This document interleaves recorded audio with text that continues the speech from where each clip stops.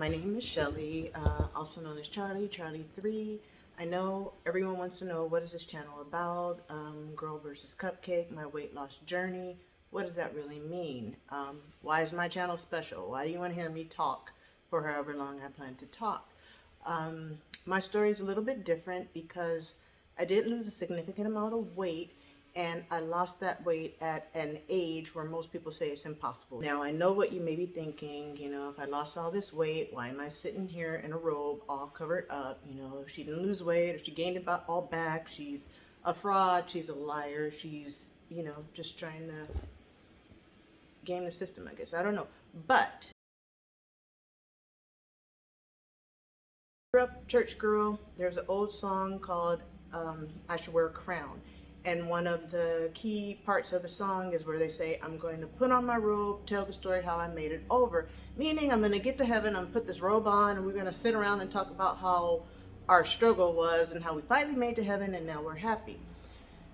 And then, I thought about it over the years. It's like, when I get to heaven, do I really want to sit around in a robe telling people how awful life was before I got here? No, not at all. I want to run around, play, hopefully eat, maybe give Eve some harsh words for everything I've gone through reproductively, because we all know that's her fault. But I digress. But right now, what I want to do is put on my robe, tell my story, how I made it through this whole journey. Of course, there will be plenty of opportunities for you to see my full body. The environment is not completely quiet and probably never will be, and you will hear sounds that might be likened to weeping, moaning, and gnashing of teeth. I will assure you they are not, in fact, weeping, moaning, and or gnashing of teeth. They're probably either my son, who is on the autism spectrum, who can make noises that kind of sound like that sometimes. You might hear the dog barking. In my complex, we have several. There may be people talking and other things going on. So I will try as best I can to record in an absolutely quiet environment when I can. But this is real life. My weight loss story is real life. So here you have it.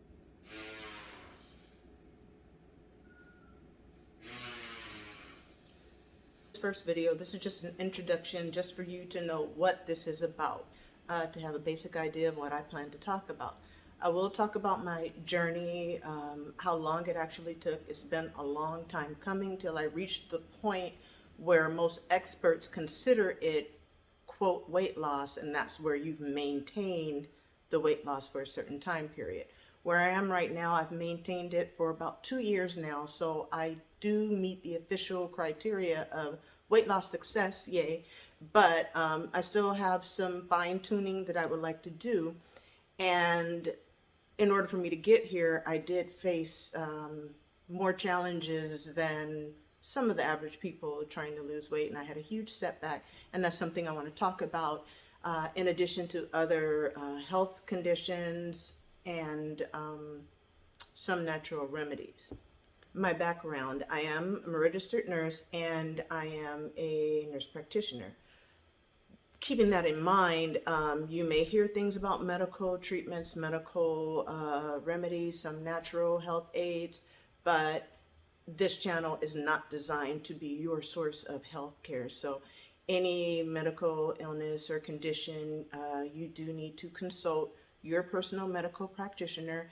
And I recommend, before you use any of the things I recommend or what anyone else may recommend anywhere, as far as natural remedies, herbal, please consult your doctor, your healthcare practitioner, to get your general health status to see if any of these things may affect you. Because keep in mind, herbs, they do act on the body just like any other medication can. So you just need to be sure what your baseline health status is before you start any type of treatment program. Other thing to keep in mind, my goal is just to encourage, is to help. It's not the perfect way. What I do, where it may work for you, it may not work for you. But the main idea is to show you that it can be done.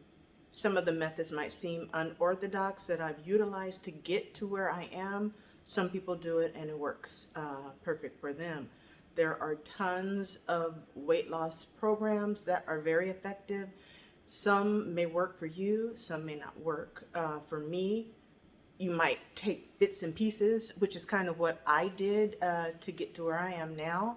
And when you put it all together, you come up with what works for you personally. And that should be the most important goal when it comes to a weight loss journey. You need to find what works best for you. A little bit about the timeline of my whole weight loss goal challenge journey. When I started to get really focused and serious about it, probably around 2015, 2016 or so, um, there were certain events that were catalysts that kind of pushed me in that direction. And throughout the years growing up, I was not always someone who had weight challenges. I was pretty skinny kid,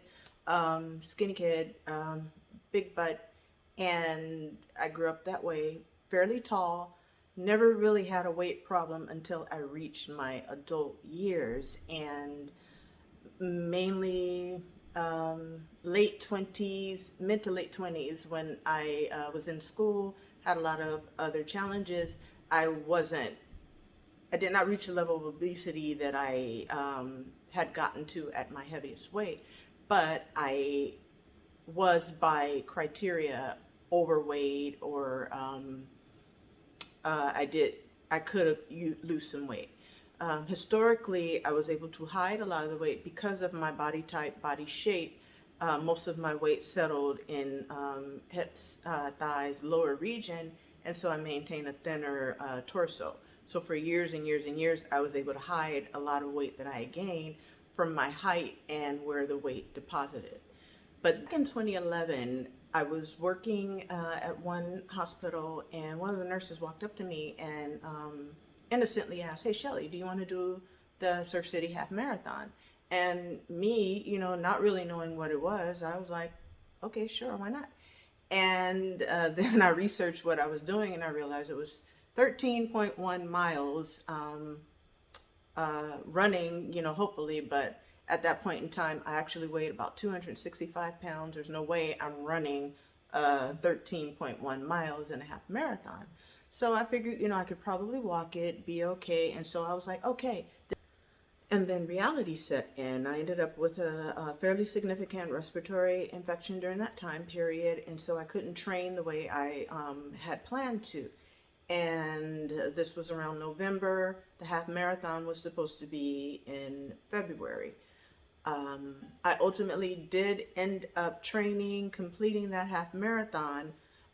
Probably not the healthiest way and best way that people would recommend you complete a race that distance, but I did. I crossed the finish line. I got my cute little surfboard medal, and I was happy. I also lost a good amount of weight. Like I said, I was 265 when I started out with the training. By the time I ended up competing in that race, or not even competing, crossing the finish line, I'll say, I was about 245 pounds.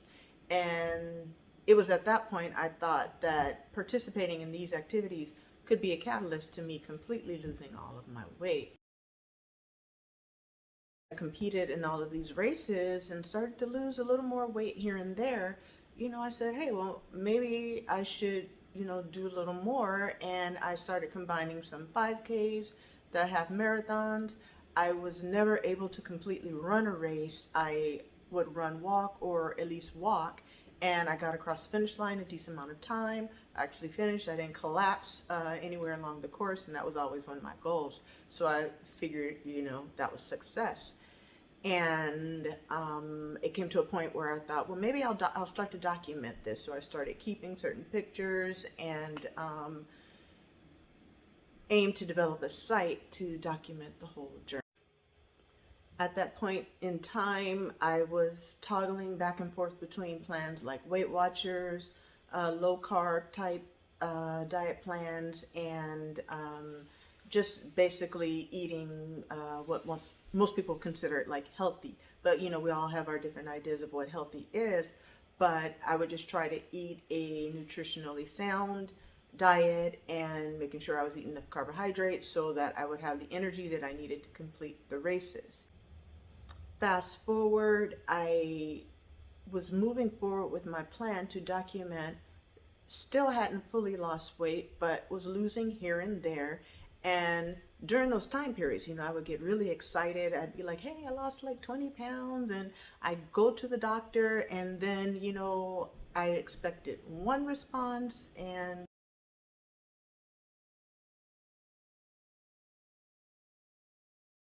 ultimately the response was, basically, you're fat. You just need to stop being so fat. In between that time, I also had a multitude of medical conditions that we checked every lab. Is it lupus? Is it, a multitude of illnesses that could cause problems? Is your thyroid gland out of whack? But once again, we did all the lab tests, and the ultimate explanation was, you're fat, stop being fat. And that was communicated to me in a very effective way through my health plan, where I would get these emails that said action plan. And basically it was like, please stop being fat. I finally started to take, well, I won't say finally started to take it seriously, but it really started to hit home when I realized a lot of activities I could not participate in. And I felt that it could be holding my son back as well, because there's things that he would like to do and things that were good for him activity wise, but at the weight that I was in physical level, I was not able to keep up with him so that he could participate in a lot of things that would be helpful for him. So I did start to exercise a little more, and right in the middle of that, I ended up injuring my foot, my peroneal tendon, and cuboid bone. So